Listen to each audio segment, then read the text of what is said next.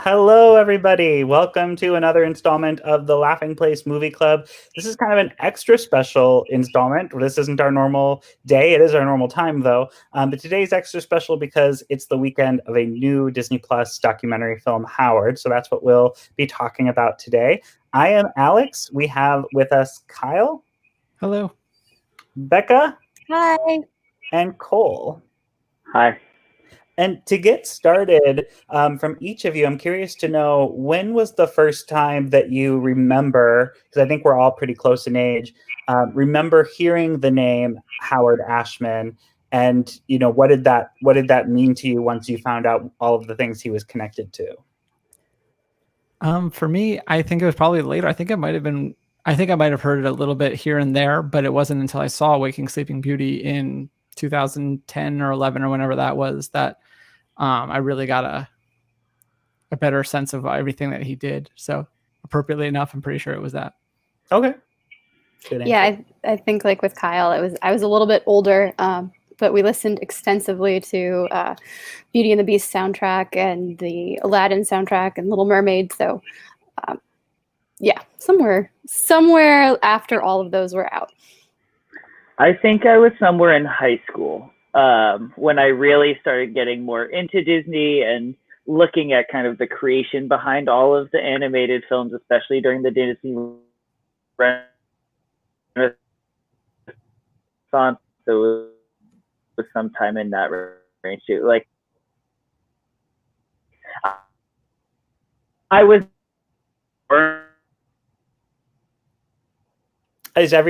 Is everybody glitched or just Cole? I think it's just cool. That's cool. Okay. Cole, if you're still there, I think we lost you. You're a still image right now. For me, I think in like 5th or 6th grade, and just going back, like Little Mermaid is the film that kickstarted my whole entire Disney fandom. I was 3 when it came out, and it's the first movie that I really like vividly remember seeing in theaters. And I remember, clinging to my dad's arm. I had that cassette tape. I probably wore it out. I know at one point my dad took us on a road trip to Indianapolis 500 to the big race. And the whole way there, I made them listen to that soundtrack on loop. Like our car cassette tape player would like flip it for you so you didn't have to keep flipping it over. I'm pretty sure that's when I got my first Walkman. It was like red with blue and green and yellow buttons. It was like made for kids, but I'm pretty sure that's why I got it, was because they couldn't stand to listen to The Little Mermaid one more time on the way back. So I got a Walkman. And also, when I was really little, I didn't have much of a filter on what I was allowed to watch. And I watched Little Shop of Horrors all the time. I didn't find it scary at all. And I remember embarrassing my mom one time at a grocery store singing Feed Me Seymour, like in the cart.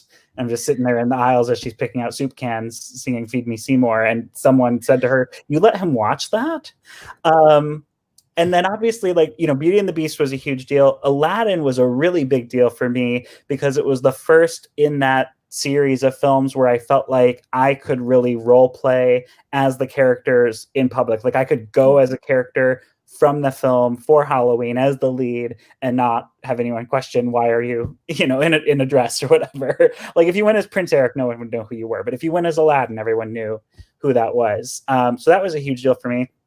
Obviously had no clue Howard Ashman was a name attached, or that he helped, create these stories and these songs. But when I was in 5th and 6th grade, I think it was Beauty and the Beast coming out on Broadway that really kickstarted me being interested much more in theater. And it was around that time I got into like Andrew Lloyd Webber and started really learning about like who the songwriters were. And I think because of like all the marketing for Hunchback, welcome back, Cole. Sorry, I lost you.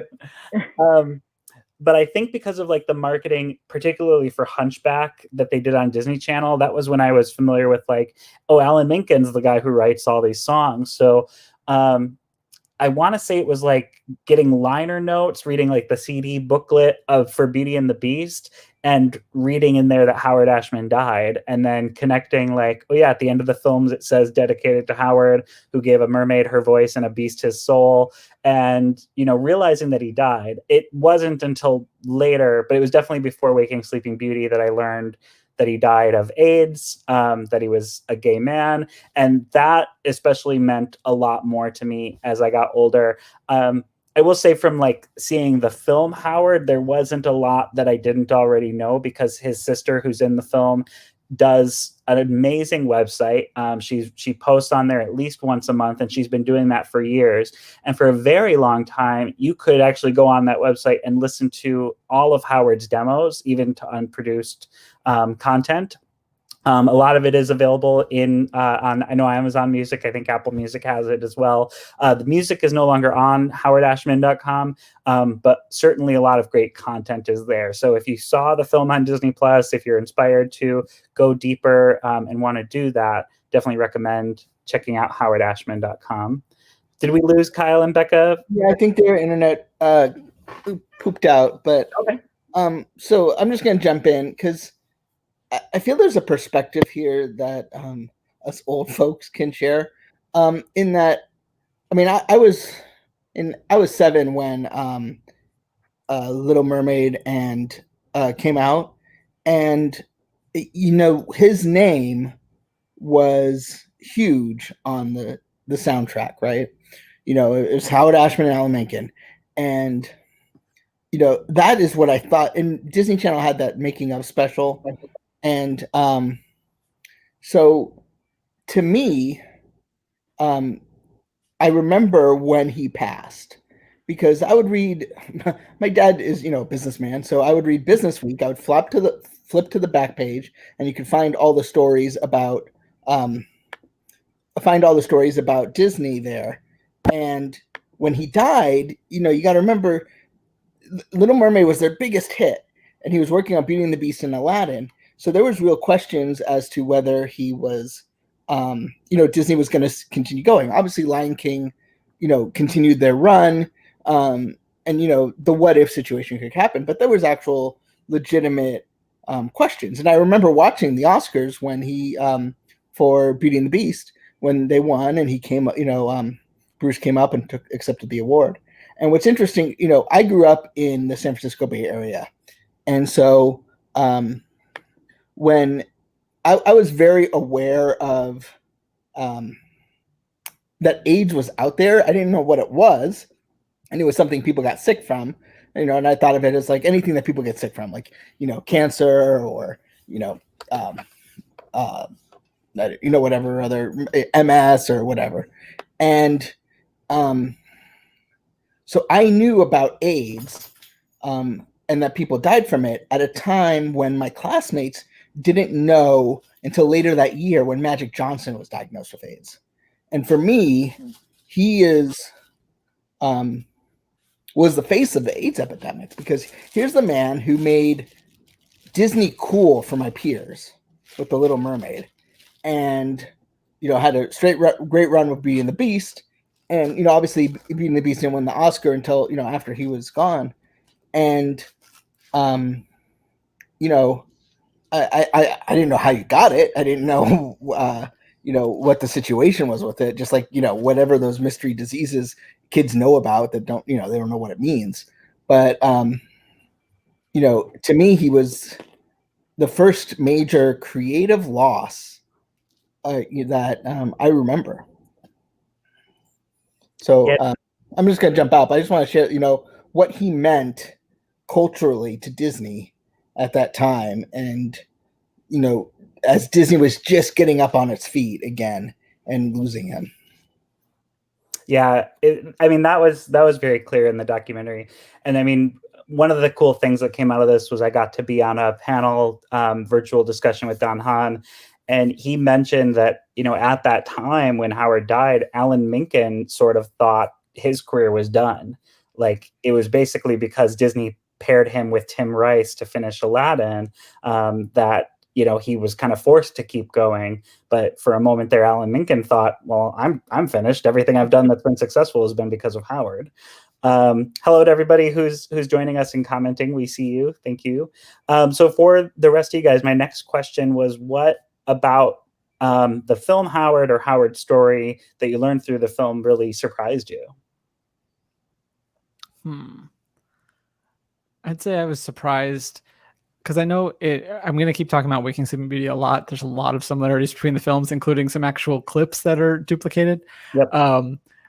In that, they obviously address Howard's sickness, but because just as it was secret to all these people for so long, it only comes up in one small part of Waking Sleeping Beauty. And so I guess I didn't realize that it was much longer, that he did a lot of that work while being sick. So I think that was kind of eye-opening for me.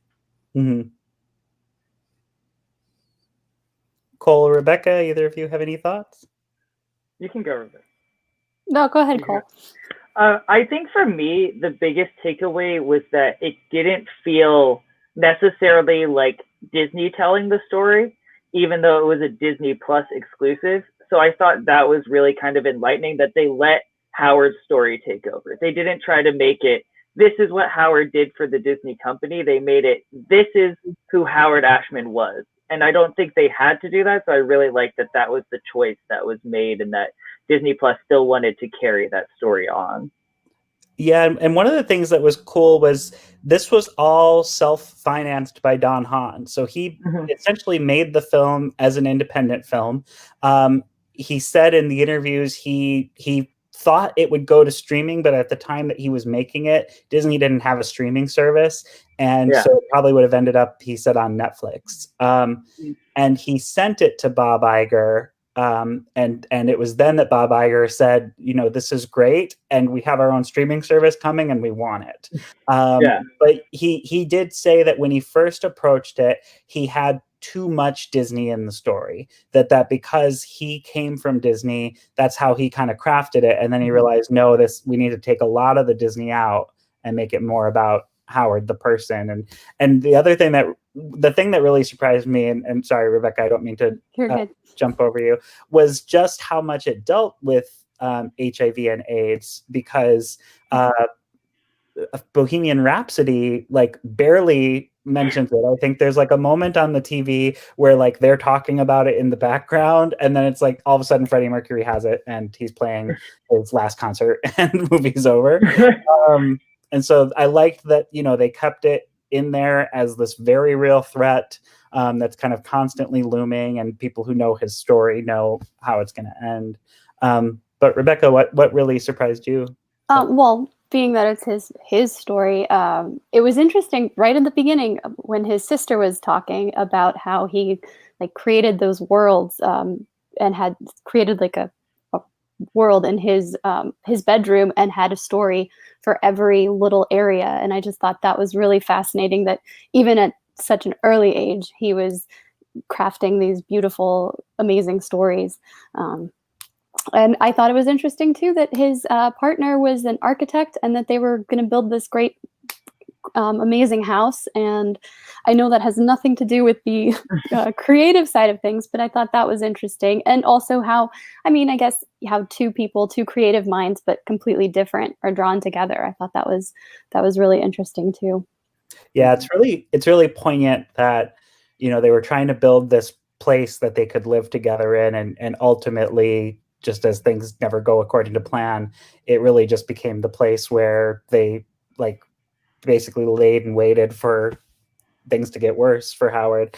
But the whole parallel between Howard entertaining his sister and being such an imaginative child really, in my mind, kind of linked him to Walt in some ways, because you hear the same things from Walt's younger sister about, you know, how he would, you know, basically whatever was going on in their world, he would take her out of it and create something else for her. And I mean, you just think about how innovative he was in theater to begin with, and that his real niche was small theater, that when he tried big theater, it didn't really go well for him. So he was very successful on the small theater space. And then the leap over to Disney, which doesn't seem like a natural progression, And it's interesting how much David Geffen comes into play. Like, I didn't realize how big of a role he played. I mostly knew Geffen from the intro logos for Little Shop of Horrors and Beetlejuice. And then, I was thinking we have the K and the G. I was waiting for S to show up. yeah, to come into play for DreamWorks SKG. And then I knew Geffen as like a record label in the early 2000s because they had one of my favorite pop stars on their label at the time. But it was Hoku. But I thought that was interesting.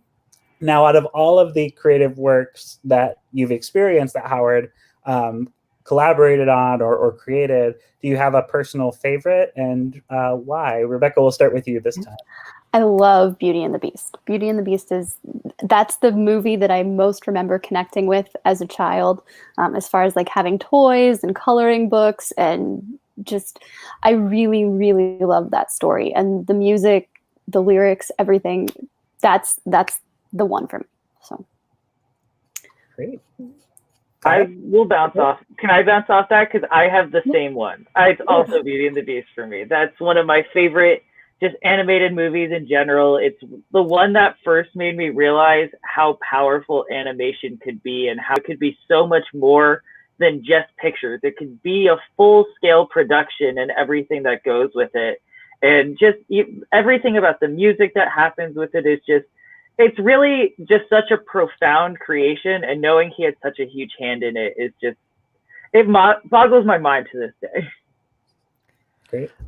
For me, it was Aladdin. I always liked the humor of Aladdin and the adventure of it. And then as I got older, I mean, pertaining to the lyrics, I've always been really interested in just how many references are in those and words that kids would never understand, and even most adults wouldn't understand. So when you read them, you're like, oh, wow, this is like really clever and dense. And so that's what sticks out for me. Like nom de plume. Like, how many people know what a nom de plume is? Red letter day. Or genuflect. Yeah. Like, even just like little things people don't really understand until like years later, like, oh, I totally understand what he's saying now.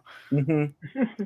I do agree. I used to think, because I mean, there were so many lyrics where they go by fast and you think you're hearing something else. So I just assumed they were saying something completely different than nom de plume, and that was just gibberish I was hearing. But then I learned what it meant.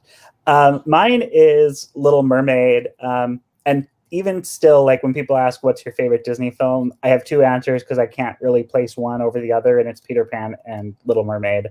And just everything that film meant to me as a kid was huge. We have a question from Laughing Place, which is magical. If we have a favorite Howard Ashman song, who wants to go first? That's a big question. You do. I know. I can go first. Go ahead. It's Part of Your World for me, no doubt. Again, it's from Little Mermaid, but I mean, I do have a lot of favorites. It's hard to, there's so many close seconds and thirds. One of the things that was really funny from the Don Hahn interviews that I never realized before was, I guess Howard was huge on food. Like, he was a foodie, and it was his personal goal to add a song about food in every single thing he did. So in God Bless You, Mr. Rosewater, the first project he did with Alan Menken, there's a song called Cheese Nips. It's in the film. Little Shop of Horrors has a ton, but it's just people are food. And then A Little Mermaid has Le Poisson. Beauty and the Beast has Be Our Guest. And Aladdin, he certainly references it in Friend Like Me. How about a little more baklava? Mm-hmm. Like, there's little touches of it here and there. I'm curious if there was like a big food song for Aladdin that got left on the cutting room floor and didn't end up in the Broadway version either, which is more of Howard's vision for what Aladdin was meant to be. But that's my answer. Who wants to go next? I think you alluded to mine. I think Friend Like Me might be my favorite. And he does, try some of column A, try all of column B. That's very foodie and high-end restaurant. So I'm going to count it. Cool.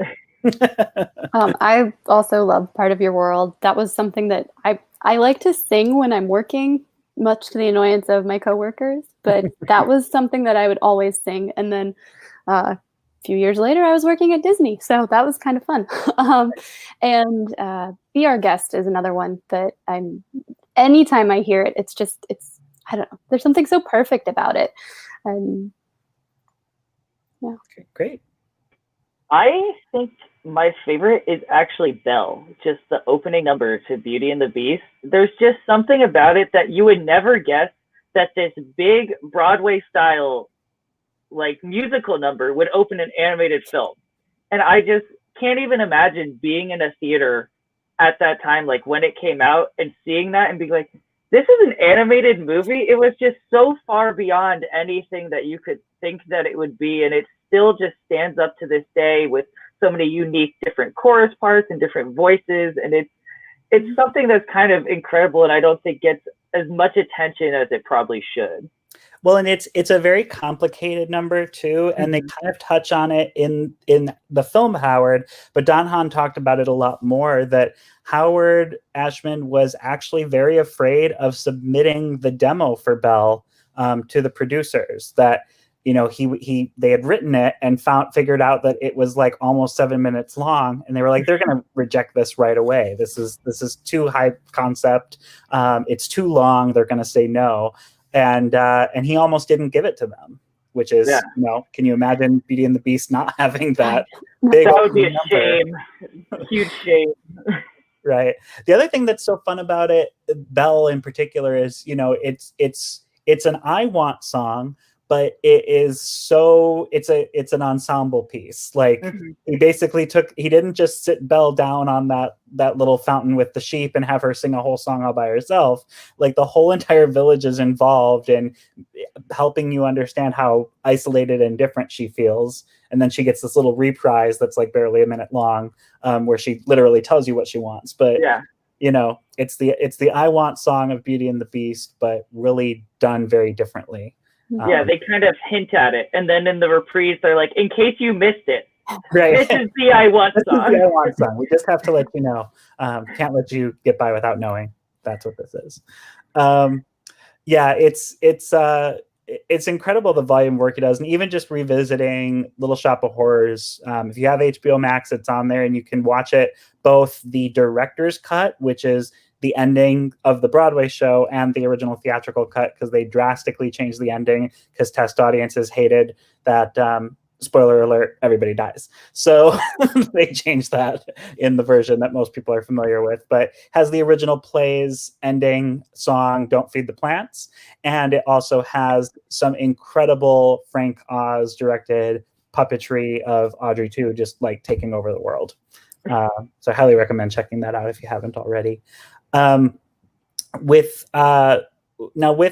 Howard, and particularly with the kind of the AIDS scene, there were some things that I didn't even know about it because, like we've all mentioned, we were so young. Was there anything about kind of the way AIDS was handled that surprised you, or that you like felt like you needed to go look up other things? Because I immediately was like, who gave it to Howard? They don't tell you.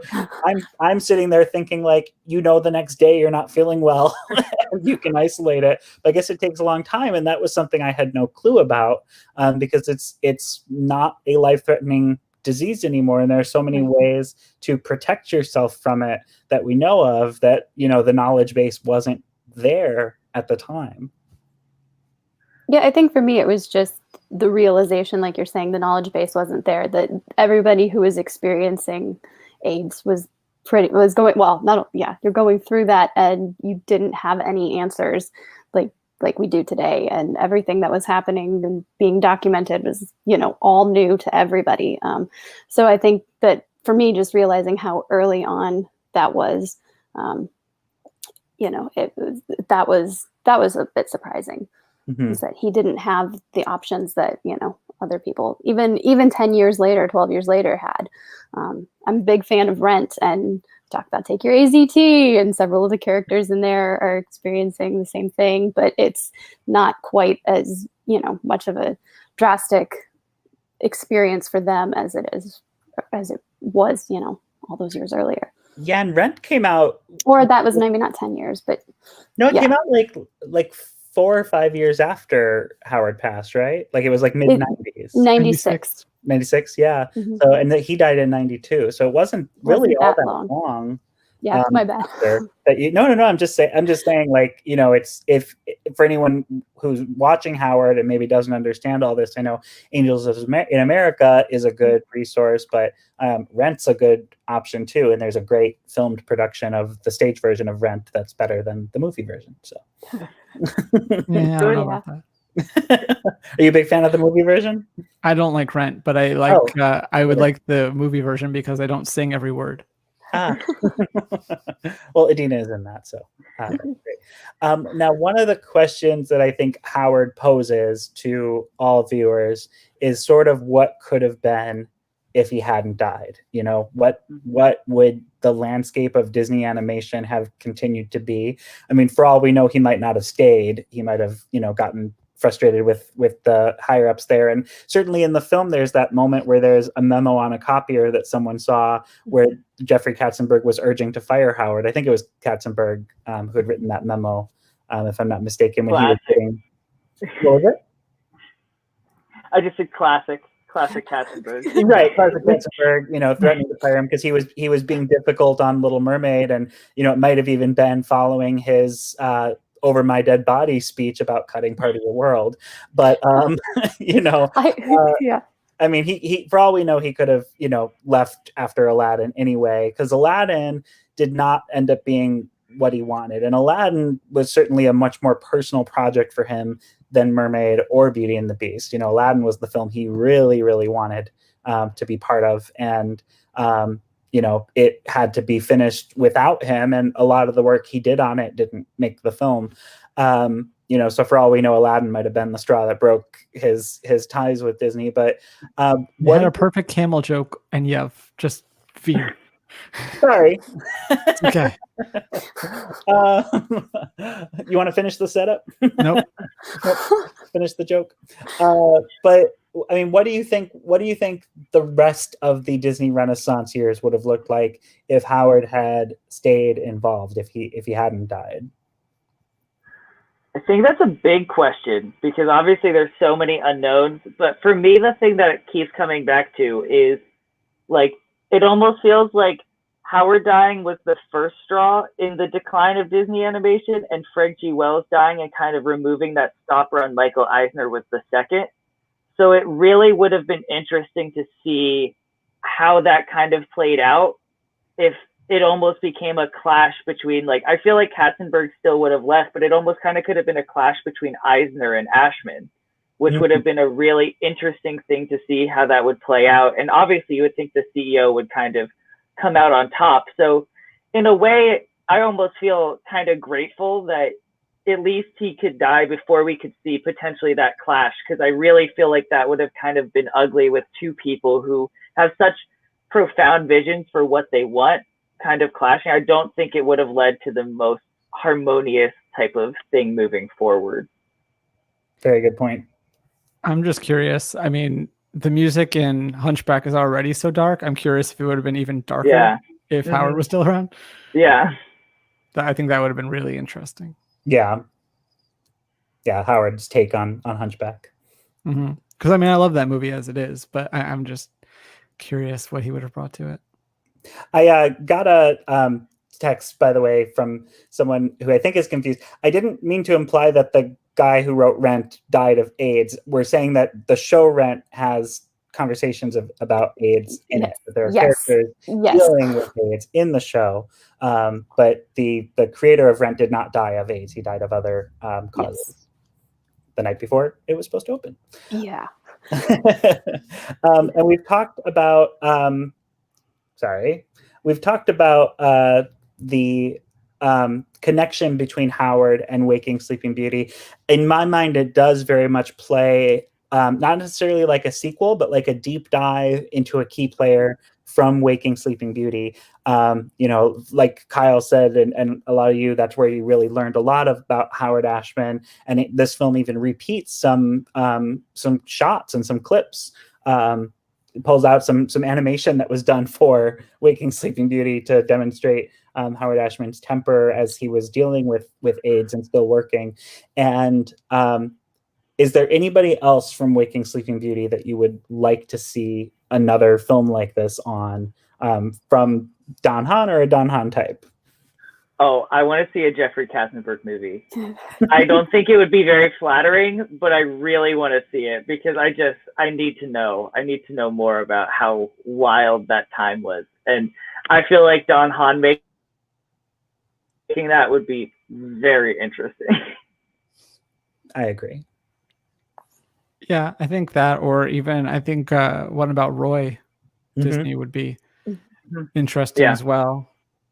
I mean, I think those would have a lot more retread than this would, though. So I think it's hard to say that you want one of those between the main three: Eisner, Katzenberg, or Roy. Yeah, it's not quite the same thing as this, which is a little bit more tangential. Like, obviously, Howard Ashman was a big part of Waking Sleeping Beauty, but it's not as well covered. I feel like a Roy documentary, though, could really take you through, especially like what happened after the Renaissance was over. Like, those days are gone, and Roy didn't really live to see it come back into vogue again. You know, he didn't see the new era, or whatever they're calling what we're in right now, post Princess and the Frog or Tangled, or wherever you pick the starting point. Right. I think an interesting one too, kind of going, if you're looking at eras moving forward, is if you did a John Musker and Ron Clements deep dive. I think could be really interesting because you could kind of go pre-Renaissance with Great Mouse Detective, move into the beginning of the Renaissance, post-Renaissance, and then obviously with Treasure Planet and then Princess and the Frog and Moana, you're really stretching the entire kind of gamut of things that most people our age remember from Disney films. So that would be a really interesting deep dive too. That's a great point. Almost like a Frank and Ollie, Ron and John. Exactly. Yeah. That'd be great. I want to see that. Actually, I want to see all these. Yeah. Any thoughts for you, Rebecca? No, you guys hit on all of it. Oh, sorry, it was all taken. No, it's good. Anything else you guys want to say? I know we're hitting the 30-minute mark, which is usually about how long we go. Anything you want to say before we wrap up on Howard? Oh, yeah. No. Kyle has this very fun screenshot. This was a memo, and this is cool just because it serves to underscore just how much Disney wanted to work with Howard Ashman, that they were basically saying, this is what we've started working on. Does any of this interest you? Would you please come work with us? And obviously Little Mermaid's the first thing on here, and as we know, he took it. Doofus, we can only guess what that would have been. A Disney animation film called Doofus. I have read all of the They Drew As They Please series. I haven't seen anything or any artwork from something called Doofus. And then a Mary Poppins sequel, which, as we know, Disney had been trying to do ever since 1964 and finally did in 2018, 2019, 2018? 2018. 2018, yes. But it was from 1986. So. Yes. Yeah, and there were lots of attempts, and there's actually more information about that in the book Practically Poppins, which is both about the creation of the original film, the creation of Mary Poppins Returns, and everything that happened in between, and it covers the Broadway show as well. Would Julie have been back as Mary Poppins had this been a sequel in the 80s or 90s? Everything I know about it is it never got that far. It never got far enough in production to even like approach reaching out to Julie Andrews or Dick Van Dyke to see if they'd even be interested. It was more about dealing with P.L. Travers' estate holders and getting their permission and trying to even craft another story that was worth telling, because if you've read any of the Mary Poppins books, it's really just a series of little outings and there's no overarching narrative to really speak of. So that was the other challenge eternally in trying to follow up something to Mary Poppins, was doing that. And I think they did a great job, but a lot of people don't for Mary Poppins Returns. It certainly does. I love it. I love it so much. But it does follow a mold. Like there's a formula from the first film and they're like, okay, we need an animated sequence. We need, we'll do that, but I don't know that I don't want that. Like, I think that's what I want out of a Mary Poppins sequel. So I'm a huge fan of Mary Poppins Returns. I will defend it. So I have a question for you guys. Sure. Obviously, I think all of us would agree that Waking Sleeping Beauty and Howard make a good double feature, but which order would you watch them in personally?